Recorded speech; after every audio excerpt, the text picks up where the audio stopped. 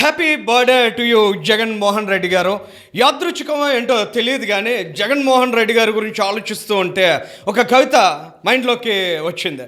ఒకసారి మీకు అది షేర్ చేసిన తర్వాత సార్కో బర్త్డే స్పెషల్ ఉంది, అది కూడా మనం డిస్కస్ చేసే ప్రయత్నం చేద్దాం. జనమేత మహా కోత, జనం చేత్కరించిన అవినీతి పిత, గొడ్డలివేటు హంతకుల్ని పట్టలేని యువ నేత, తల్లి చెల్లిని రోడ్డు కీడ్చి బజారులో ఆస్తుల పంచాయతీ పెట్టిన ఘనత. ఆయన పేరు వింటే చాలు గుండెల్లో రైలు కూత, అవసరమైతే బీహార్ పోయి బతుకుతాం అనేంత భయానక కలత. అవినీతికి బ్రాండ్ అంబాసిడర్, ప్రజల సొమ్ము దోచేయడంలో సూపర్ స్టార్. ఆయన ఎవరు, ఇంకెవరు నాకైతే తెలీదు. మీకు ఏమన్నా తెలిస్తే కామెంట్ చేయండి.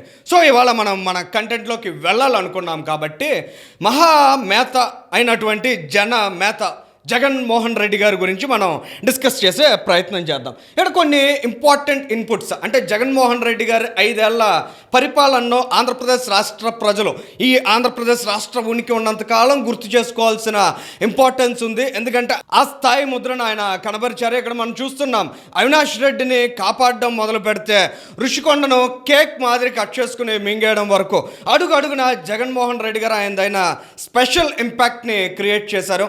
ఇక్కడ స్పెషల్ అంటే ఆయన స్పెషల్ పరిపాలన గురించి కూడా ప్రత్యేకంగా చెప్పుకోవాలండి. ఈ SPECIAL ఒకసారి మనం డిఫైన్ చేసినట్లయితే జగన్మోహన్ రెడ్డి గారి పరిపాలన ఎంత స్పెషల్ అని మనం తెలుసుకోవచ్చు. ఎస్ అంటే ఆయన దృష్టిలో శాండ్. ఎందుకంటే భార్యకు బర్త్డే గిఫ్ట్గా బురిలంక ఇసుక ర్యాంపుని కట్టబెట్టారనేటువంటి ఆరోపణలు ఉన్నాయి. మరి అవి ఎంతవరకు నిజమనేది కూటమి ప్రభుత్వం తేలుస్తుందో తేల్చకుండా విడిచిపెడుతుందో మనకు తెలియదు.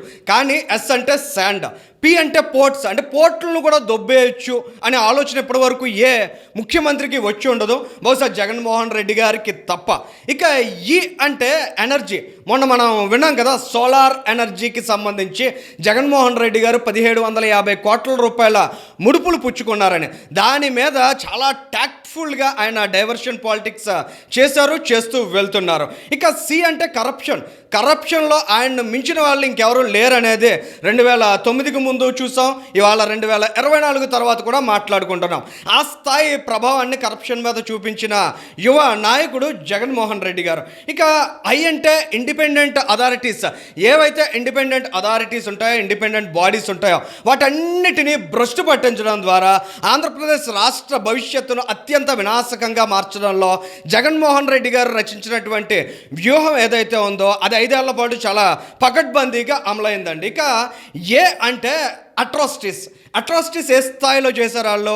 దళితుల నుంచి మొదలు పెడితే బీసీలు, మహిళలు, ఇలా ఏ ఒక్క వర్గాన్ని విడిచిపెట్టకుండా అట్రాసిటీస్కి పాల్పడడంలో, వాళ్ళని వేధించడంలో, అణచివేయడంలో జగన్మోహన్ రెడ్డి గారు చూపించినటువంటి ఘనత ఏదైతే ఉందో అది ఎల్లకాలం ఈ వర్గాలు ఖచ్చితంగా గుర్తుపెట్టుకోవాల్సిన అవసరం ఉంది. అది డాక్టర్ సుధాకర్ కావచ్చు, అక్కడ అమర్నాథ్ గౌడ్ కావచ్చు, నిన్న మనం చూస్తున్నటువంటి జత్వానీ కేసులో మహిళల్ని, యువతుల్ని కూడా ఏ స్థాయిలో వాళ్ళు హెరాస్ చేశారనే అంశాన్ని కూడా మనం అర్థం చేసుకోవచ్చు. ఇక last but not least L అని ఒక్క ఎల్ చెప్పే కంటే కూడా L2 అనాలి. ఎందుకంటే ఈ L2లో ల్యాండ్ అండ్ లిక్కర్, ల్యాండ్ ఎంత ప్రయారిటీయో లిక్కర్ కూడా అంతే ప్రయారిటీ జగన్ రెడ్డి గారికి.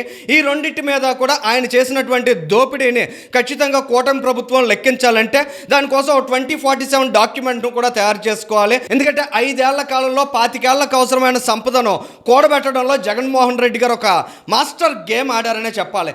ఈ స్థాయి మహామేత, ఈ స్థాయి జన మేత ఎవరన్నా ఉన్నారా అనే విషయాన్ని మనం ఖచ్చితంగా ఆలోచించుకోవాల్సిన అవసరం ఉంది. ఎందుకంటే పేదల గూడు కానించి సముద్ర రవాణా చేసే పోర్ట్ల వరకు ఏది విడిచిపెట్టకుండా మింగేయాలి అనే ఆలోచన జగన్మోహన్ రెడ్డి గారు 5 ఏళ్ల కాలం చేశారు.